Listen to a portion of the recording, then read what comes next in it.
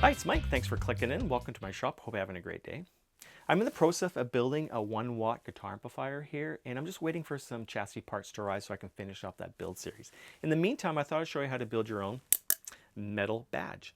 Now this would add a really good finishing touch to your amp project, but it could be used for almost anything. A house address, a pet crate, or even a serial number badge. So what I'm going to do is show you the process on how I build these badges. I'll show you all the tips and tricks that I've learned over the years to have a really good professional product. So let's get into it.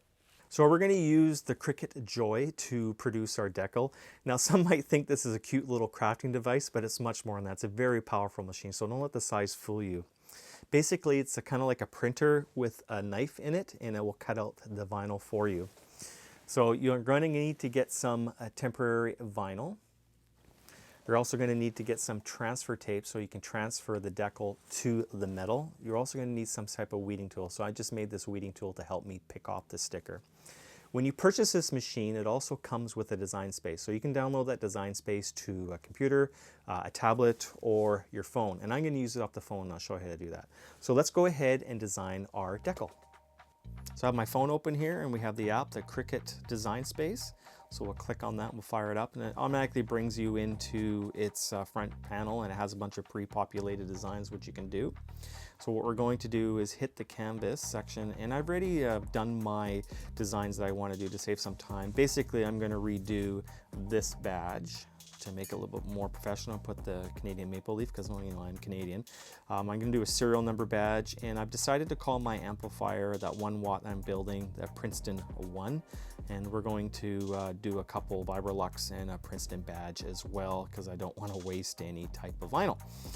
So basically, in the design space, it has all your shapes that you want. You can add text that you want. You can edit the size you want. So basically, you want to make sure that you're really aware of the size of everything, and you don't want to make it too big. The first couple times I used it, the stickers were really huge. I'm like, oh, what have I done? So be quite aware of what's going on. So in order to go ahead and send it to the printer, you need to have your Bluetooth turned on. So make sure that's all turned on and plugged on. And then you get to go to the make space. And then basically, we're not going to use a mount. We're going to feed the vinyl straight in. And then you can see that that's how it's going to be itemized. Now you can zoom in and you can see how the wheel is all going to be cut out. So the white line there is basically how everything's going to be cut out. Now there's lots of tutorials on YouTube on how to use machines. I'm just basically showing you how I did mine. So let's set the machine up and we'll print the decal. So now it's just going to go ahead and talk to the machine. You have to pick your vinyl. So we have removable smart vinyl, and it's telling me now to load it into the machine, so we'll go ahead and do that. So now it's ready to go, and we just hit the go button.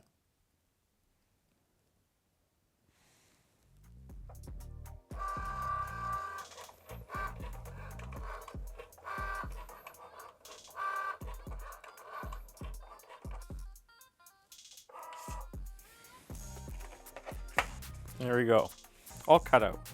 So now we're done with that. We can put that away. And we're going to just cut off some of this vinyl. So now the process will be to weed this out. So peel off all the stuff that we don't want, and then we'll place it onto the transfer tape.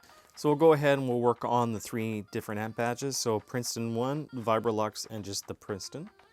And you can kind of see how it's kind of cut there. And so what we'll do now is we'll weed out all the places that we want paint to be on, and we'll leave the lettering alone. So I'll go ahead and use this homemade weeding tool. So I'll show you how that works.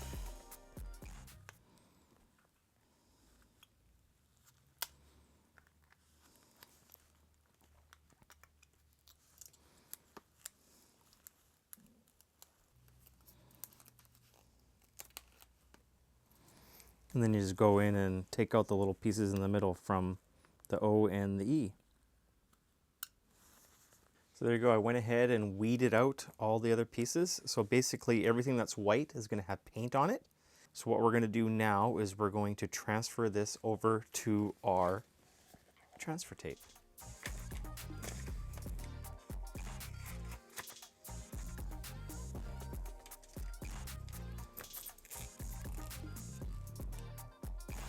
So we just make sure that it all adheres to the transfer tape.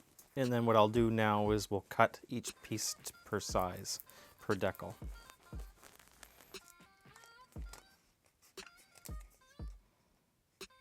And let's go prepare our metal. So now that we have the vinyl stickers all done to our transfer paper, that's all ready to go. We're going to use a piece of sheet metal here. So this is 22 gauge sheet metal. So what we'll do is we will cut a strip along here.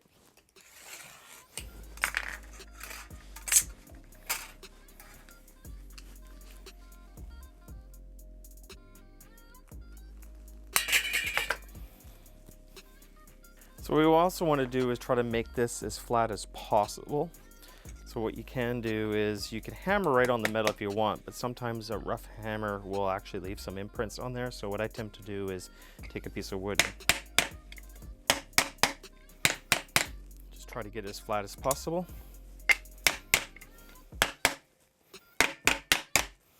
If you want, you can just kind of maybe go along the back side of the badge and just try to get as flat as possible.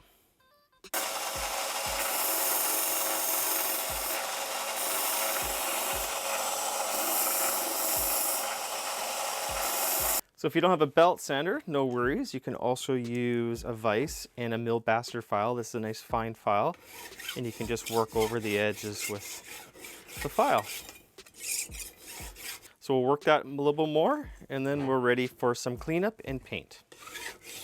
So now that the edges are all smooth, we need to clean this so the paint will adhere to it really good and put a nice sheen on it.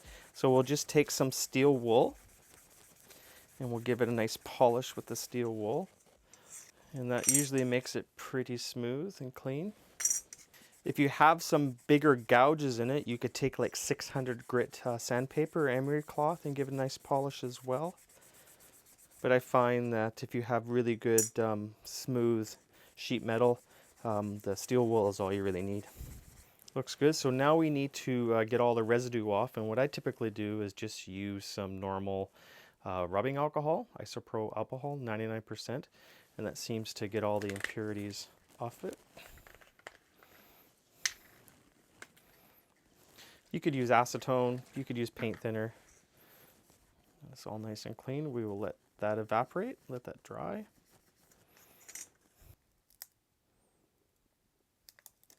There you go. And try to get it on as straight as possible.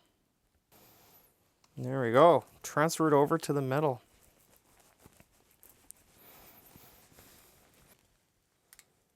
It's really satisfying. Woo!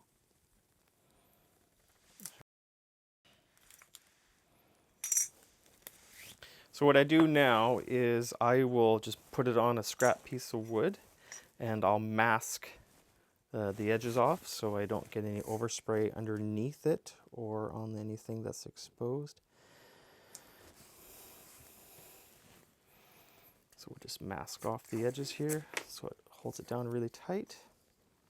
And we have this all mounted, and we're going to be using this Rust-Oleum Painter's Touch gloss paint. It is Kona Brown, and that kind of matches the 50s motif that I'm going, so you got to make sure it's shaked up really good.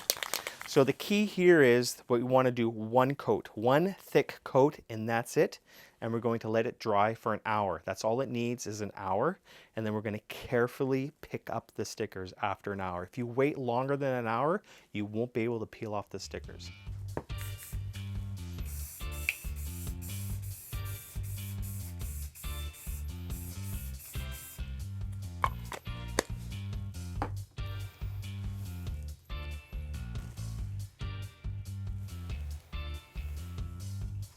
Okay, so it's been about an hour now, and so what we're going to do is use this weeding tool. So pretty much it's a really sharp pin, and what we're going to do is just reach in and pull off the vinyl sticker. And it really helps if you have some little tweezers, so you can get in there and pull that off.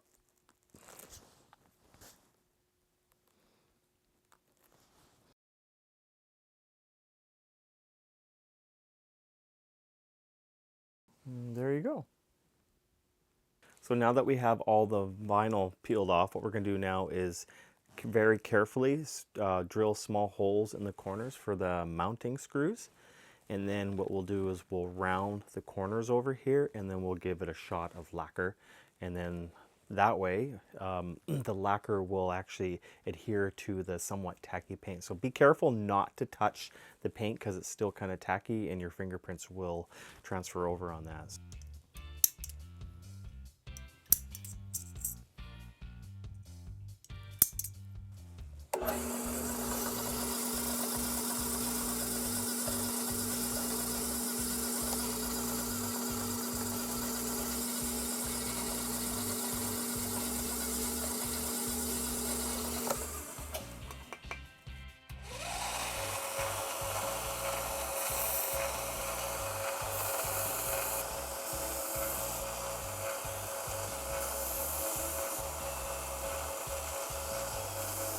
So now we're going to put a coat of varathane lacquer over top of it. So this is just satin lacquer and it's quick drying.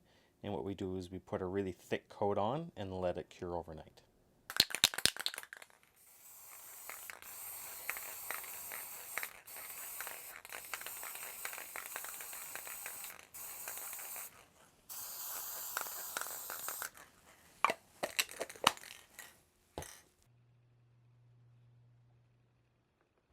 So the badges have been sitting overnight under the light here, curing.